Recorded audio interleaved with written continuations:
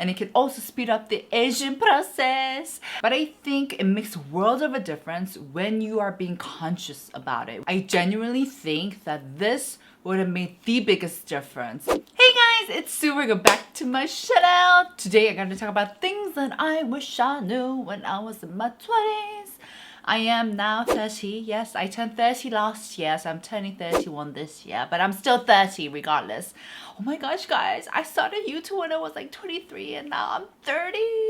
For today's video, I'm going to talk about things that I wish I had done to take better care of my skin. Apart from, being diligent with your SPF, cleansing properly and hydrating properly, because that's so obvious. Okay, that's just obvious, and I already had those down in my 20s, so I'm like all good.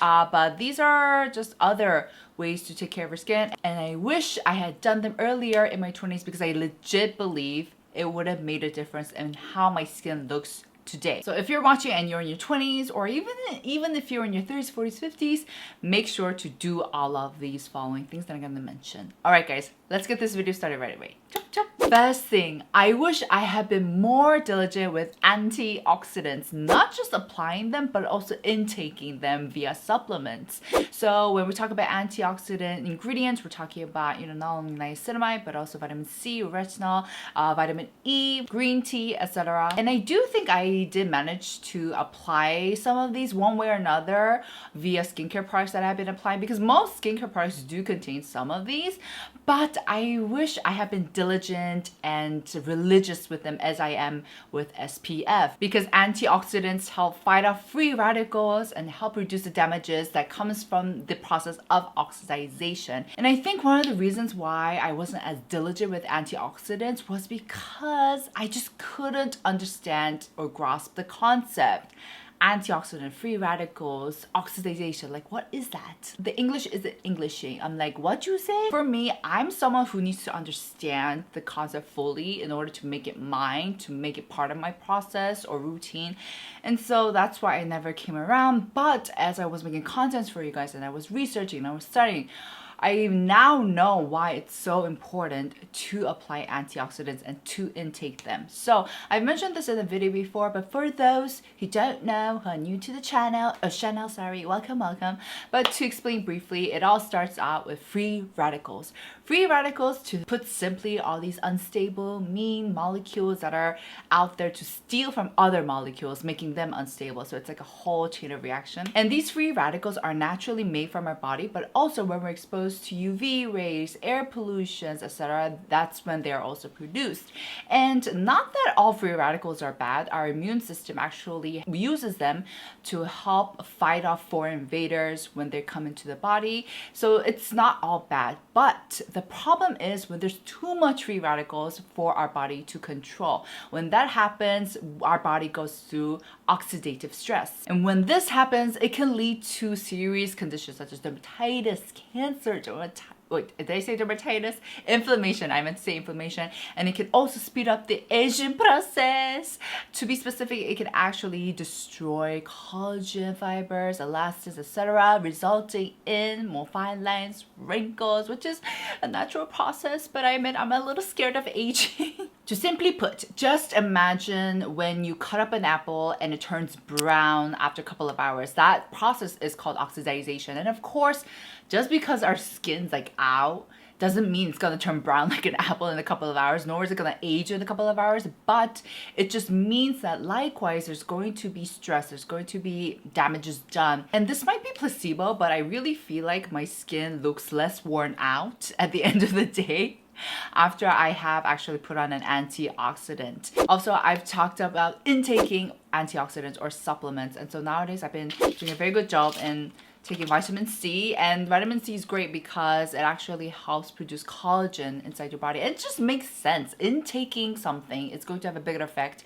than when you apply an ingredient on your skin, because it's actually going inside, versus when you apply something, the skin, we know it's a barrier. Its main function is to block out stuff. It's not there to absorb everything in like a sponge. So it just makes sense, So I've been taking a lot of vitamin C supplements, and also I've been taking omega-3 and also vitamin B, just the whole package, just the whole lot. And I've just been more mindful of what I've been intaking, what I've been applying, what do I want for my skin, and how do I want these products to work on my skin, etc. So that's that. The next thing I wish I had paid more attention to is detoxifying. Now, I think there's way more to just having bright, clear skin that really makes a person look radiant and healthy and glowing. You know that aura a person has? One of the other things that I realize is important to have that glowing aura is doing a good job in detoxifying all the toxins from your body. I mean, we all feel it, right? When we have too much toxins built up in our body, you look ashy. I don't know if you guys realize this, but if you're not eating well, you're not sleeping well, you look almost tanned and you have this really ashy tone to your face. Not only that, but you feel swollen, you don't feel good, you don't look good, you experience brain fog, bad breath, nausea, weight gain. I mean, it's just a whole mess, right? And so it's pretty much straightforward that we don't want toxins built in our body. And of course, as humans, we do have these built-in detoxification systems that do a good job at releasing these toxins, like our liver, kidney, respiratory system, our skin. Our skin lets out sweat that contains toxins, etc. However, there are ways that we can maximize detoxification and help our body release them a lot more easily. That is by limiting alcohol, getting more sleep, drinking more water, sweating, staying active, eat foods rich in antioxidants, eat a lot of prebiotics, etc. And of course, we try to do a lot of these just to maintain a healthy body, a healthy mind. But I think it makes a world of a difference when you are being conscious about it. When you have this in mind, like I said, and you mindfully take these actions so that you can help your body release all of those bad nasties out of your body. And one of the biggest reasons that I came to realize why detoxification is so important is due to my visits and trips to public baths, which is like a huge thing in Korea. Of course, it wasn't as big during COVID, but now that, everything's kind of starting to open back up again, I've been going back and it's wonderful. So for those who don't know, in public baths, it's basically where everyone comes together, get naked, and they take a bath together. I'm kidding. But no, it's just like how it says. It's public, and it's basically where you take a bath, and there's like hot water, and you soak yourself in there, which helps soften up the dead skin cells so you can exfoliate. It's such a nice experience, relaxing experience. So I go there to not only exfoliate my skin, but also to, sweat, leave all the toxins out, let all the toxins out, just relax. And it's really it's like a spa, but like on low budget. And afterwards, guys, after all that process, you come out and you feel so refreshed, you feel so charged, and you feel so light because you just let out all of those toxins, right? And in Korea, especially, we have this term called 안광, which refers to the glow that the whites of your eyes give off. And after you spent all this time in the public bath, the whites of your eyes is glowing. Like, I never experienced that. And it's only after I visit these public baths that I'll get that. Of course, you don't have to technically visit a public bath. You can just easily take a bath in your house, in your bathroom, if you can. And this is just going to help with the blood circulation, help your body release all those toxins. So make sure to help your body detoxify in one way or another, because it makes a world of a difference, really. The next one is one that I genuinely still have a bit of difficulty with, but I genuinely think that this would have made the biggest difference. I genuinely think that my skin would have looked differently if I had done more of this or I paid attention to this, and it is cutting down on sugar. I've mentioned this before. If you guys know me, I have the biggest sweet tooth. I go crazy for brownies, cupcakes, cakes, roll cakes, you name it. I'm not much of a chips or jelly kind of guy. I never buy them or eat them like ever. But when it comes to cookies, oof, they just hit different. But sugar, as we know, as good and heavenly as it tastes, I swear, I can hear the choir saying, but we know that sugar is really bad for our body and also our skin, because what happens is that when we eat excessive sugar or simple carbs, the excess unused sugar gets attached to store fats and proteins in our skin, resulting in the process of glycation. I've talked about this before in one of my videos, but basically through the process of glycation, our collagen and elastin fibers, they get weakened and they get broken down, resulting in less elastic skin, more sagging skin, and more fine lines and wrinkles. As diligent as I am, or I have been with my skincare and looking after my skin, I feel like compared to my peers, I kind of lack in the elasticity department. And I truly believe that one of the biggest reasons for this is because I've been eating so much sugar. It's honestly like an addiction. I have dreams. I get foodgasms when I eat cupcake, okay? Luckily, I'm much better at it now. Actually, now that I've gotten older, I have less of a sweet tooth. Because I know the detrimental effects of sugar and like the glycation, I just like remind myself, Sue, don't you want bouncy, healthy skin? It's okay, it was worth it. Those are good calories. What number are we on? Wow, there's a lot of things that I wish I had done when in my 20s. All right, moving on to the next one, which is how you use a product matters so much more than what product you use.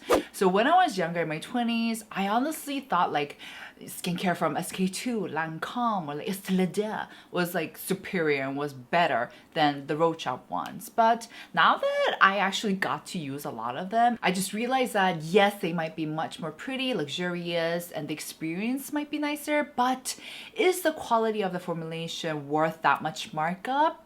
Not always. Just because the skincare is more expensive does not make it better. Faux show, faux show. And also during the past recent years, I got the opportunity to get my makeup done by a lot of professionals, and I realized that they don't use like a La Mer cream on their clients. Of course, maybe they do for like A-list clients or like celebrities, but whether they use an affordable product or not, the end result still looks freaking good. Like my skin looks freaking good at the end of the makeup session. So now I come to realize how you use a product is so much more important. And here are some tips that will help you get better usage out of them. First, absorbing and tapping in the skincare is so important. This makes a world of a difference. It can actually prevent bumps, textures on your forehead.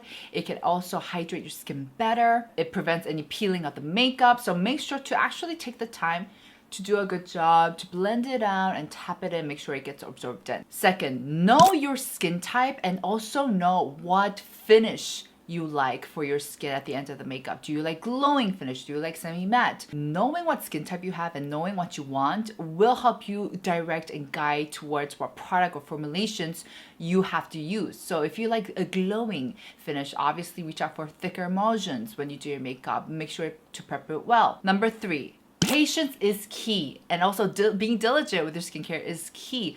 Unlike laser treatments, injections, etc., that you can get at skin clinics, which actually penetrates through the epidermis and give you more immediate effects and results, with skincare, like I said, only like 1% gets absorbed. So you're not going to see an immediate result right away. But if you're diligent and you're thorough with your skincare, at the end, you will see a difference in the tone of your textures, etc. So make sure to be very, very diligent and patient.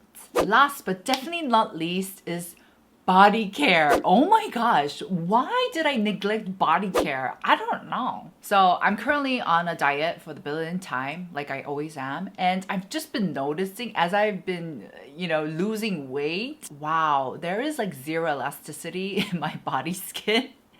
I was a little shocked. I'm not gonna lie. And so recently I've just been really, really diligent with my body creams. Every time I shower, I pat myself down with a towel and I'll go in with a body cream. And sometimes I'll even use a retinol product on my body because it just makes sense. Like, why wouldn't I want to rewind the clock on my body skin as well, And that's why I've actually been going through my retinol products a lot, but I actually ordered a body cream with retinol in it from Paula's Choice. So I'll make sure to try it out and let you guys know how it is. But just like how diligent I was with my face skin, I wish I had been diligent with the body creams because it's skin is skin. Why discriminate, So I've actually emptied out a lot of body creams, but the one that I'm currently using is the Santa Maria Novella Body Milk. I am a huge fan of this. Not a big fan of its price though, but the formulation, the fragrance is oof.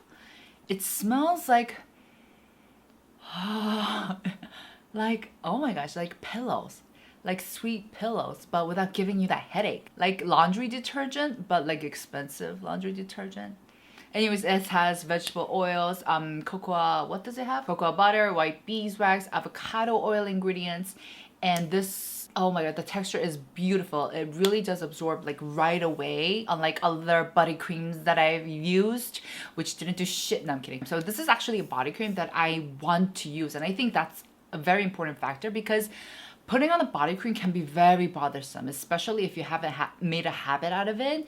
But this one, I'm just like, oh, I can't wait to put it on. So I think that's a very, very important factor. And you can see I'm almost done with it. I only have this much left. I won't be repurchasing it because I want to explore and use other products. But if you guys want to gift it to me, if my friends want to gift it to me, if you're watching, I won't say no. All right, guys, that's it for today's video. These were things that I wish I had known, that I wish I had practiced more in my 20s, because I legit think I would have looked, I'm still beautiful. I'm a sexy hot mama, but not mama, but you know, I think I legit would have looked way hotter if I had stuck to these. But anyways, all right, guys, make sure to give this video a thumbs up and let me know what are some things that you wish you had paid more attention to when you were younger. And also make sure to give this video a thumbs up, and I'll see you guys in my next